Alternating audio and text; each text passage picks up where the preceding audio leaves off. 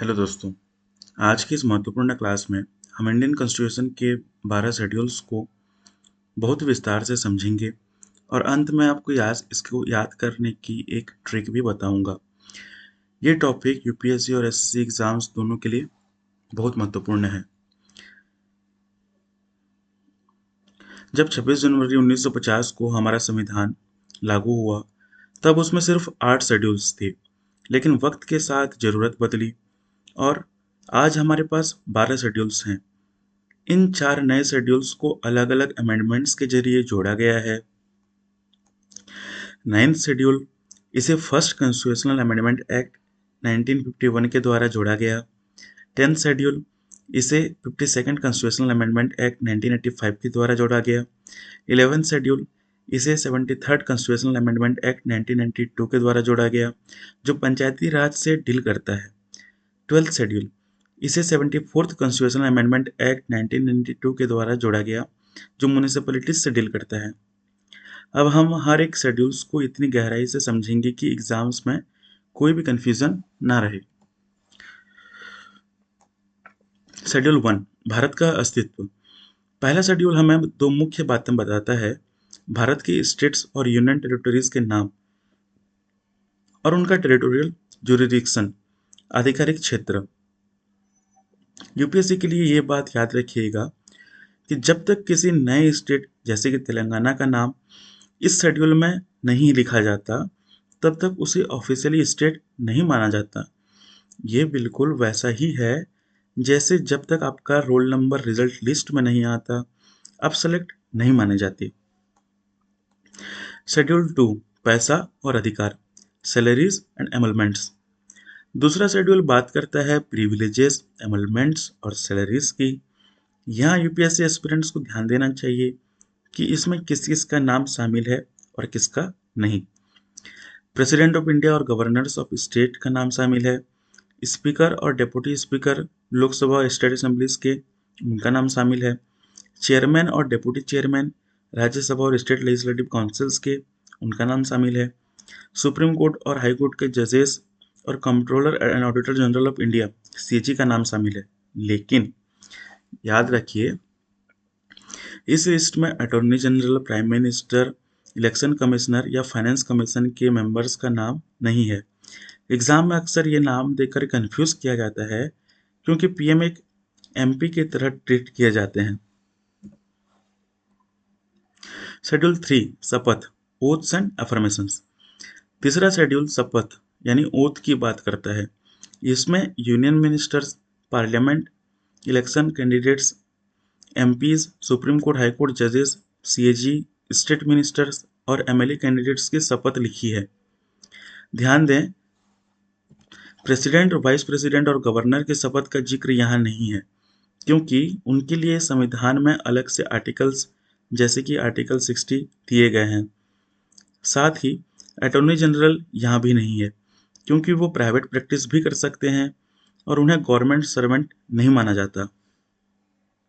दोस्तों, शेड्यूल 4 के बारे में जानते हैं, जो राज्यसभा सीट्स के बारे में बात करता है।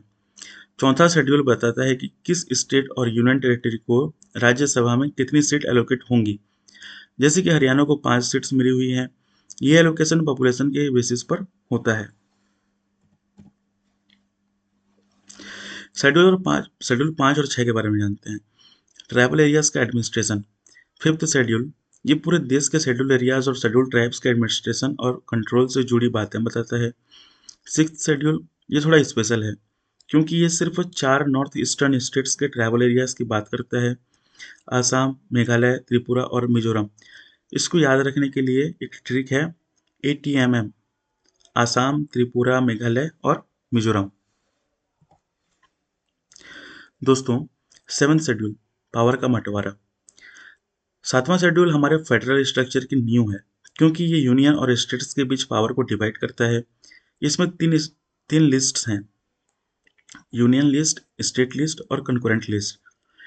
यूनियन लिस्ट, इसमें 100 सब्जेक्ट्स हैं, पहले 97 थे, जिन पर सिर्फ सेंट्रल गवर्नमेंट कानून बना सकती है, जैसे डिफेंस, रेलवे, आरबीआई और फॉरेन अफेयर्स। स्टेट लिस्ट, इसमें 61 सब्जेक्ट्स हैं, पहले 66 थे, जिन पर स्टेट गवर्नमेंट कानून बनाती है, जैसे पब्लिक ऑर्डर, एग्रीकल्चर और फिशरीज। कंकरेंट लिस्ट, इसे हमने ऑस्ट्रेलिया से लिया है। इसमें 52 इसमें 52 सब्जेक्ट्स हैं, पहले 47 थे, जिन पर दोनों कानून बना सकते हैं। अगर दोनों के कानून में टकराव हो तो यूनियन गवर्नमेंट का कानून माना जाएगा। एक इम्पोर्टेंट कॉन्सेप्ट ध्यान रखिए, आर्टिकल 249 के तहत राज्यसभा पार्लियामेंट को पावर दे सकती है कि वो स्टेट लिस्ट के किसी सब्जेक्ट पर कानून बनाए। साथ ही 42nd कॉन्स्टिट्यूशन अमेंडमेंट 1976, जिसे मिनी कॉन्स्टिट्यूशन कहते हैं, उसने 5 subjects education, forest, weight and measures, protection of wild animals, birds और एडमिनिस्ट्रेशन ऑफ जस्टिस को स्टेट लिस्ट से हटाकर कंकरेंट लिस्ट में डाल दिया था। दोस्तों, रेसिडुअरी पावर्स, आर्टिकल 248, जो सब्जेक्ट्स किसी लिस्ट में नहीं है, जैसे साइबर लॉ या आईटी, उन्हें रेसिडुअरी पावर्स कहते हैं और उन पर कानून बनाने की ताकत सिर्फ इंडियन पार्लियामेंट के पास ही है। दोस्तों, शेड्यूल 8 भाषाएं के ऊपर है। 8वें शेड्यूल में भारत की 22 ऑफिशियल लैंग्वेजेस का जिक्र है। शुरुआत में सिर्फ 14 लैंग्वेजेस थी। 1967 में सिंधी ऐड हुई। 1992 में KMN कोंकणी, मणिपुरी, नेपाली ऐड हुई। 2003 में BDMS बोडो, डोगरी, मैथिली, संताली ऐड हुई। यूपीएससी के लिए की कंसेप्ट है, की फैक्ट्स है कि इस लिस्ट में इंग्लिश नहीं है, लेकिन पंजाबी और हिंदी शामिल हैं।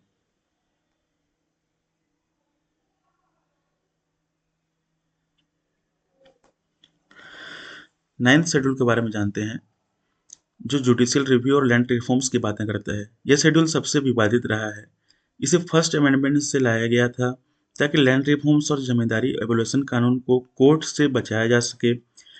पहले माना जाता था कि जो इसमें चला गया उसका जुडिशियल रिव्यू नहीं हो सकता, लेकिन 2007 में सुप्रीम कोर्ट ने एक लैंडमार्क वर्डिक्ट दिया कि 24 अप्रैल 1973 केशवानंद भारती केस के बाद इस शेड्यूल में डाले गए हर कानून का जुडिशियल रिव्यू हो सकता है अगर वो बेसिक स्ट्रक्चर को वायोलेट करे तो। दोस्तों, शेड्यूल 10 दल बदल कानून, एंटी डिफेक्शन लॉ, इसे 1985 में 52nd अमेंडमेंट के जरिए जोड़ा गया। इसका मकसद था राजनीतिक अस्थिरता को रोकना, ताकि एमपी और एमएलए अपनी पार्टी बदल कर सरकार न गिरा सकें। इसमें उन्होंने डिस्क्वालीफाई करने के नियम लिखे थे। शेड्यूल 11 और 12 local governance, 11th schedule panchayat से रिलेटेड है। इसे 73rd अमेंडमेंट 1992 से जोड़ा गया। इसमें 29 सब्जेक्ट्स हैं जिन पर पंचायत को पावर दी जा सकती है। 12th शेड्यूल म्यूनिसिपैलिटीज की बातें करता है। इसे 74th अमेंडमेंट एक्ट 1992 से जोड़ा गया। इसमें 18 सब्जेक्ट्स हैं जो शहरी निकायों, अर्बन बॉडीज से जुड़े हुए हैं। अब याद रखने की master trick, tears of old PM. आप इस सेंटेंस के हर अल्फाबेट से एक शेड्यूल याद रख सकते हैं। टी से territories, E emoluments, A affirmations या oaths, R Rajya Sabha, S schedule areas, O other tribal areas, F federal list, O official languages, L land reforms, D defection, P panchayat, M municipalities.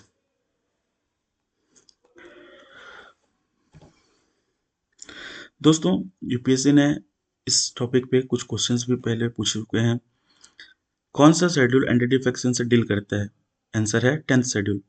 और 5th और 6th schedule से के उद्देश्य क्या है? तो answer है शेड्यूल ट्राइब्स को इंटरेस्ट को प्रोटेक्ट करना। उम्मीद है इस वीडियो ने आपको इंडियन कॉन्स्टिट्यूशन के शेड्यूल्स को गहराई से समझने में मदद की होगी। अगर आपको यह वीडियो पसंद आया तो लाइक करें, सब्सक्राइब करें, शेयर करें। धन्यवाद। जय हिंद।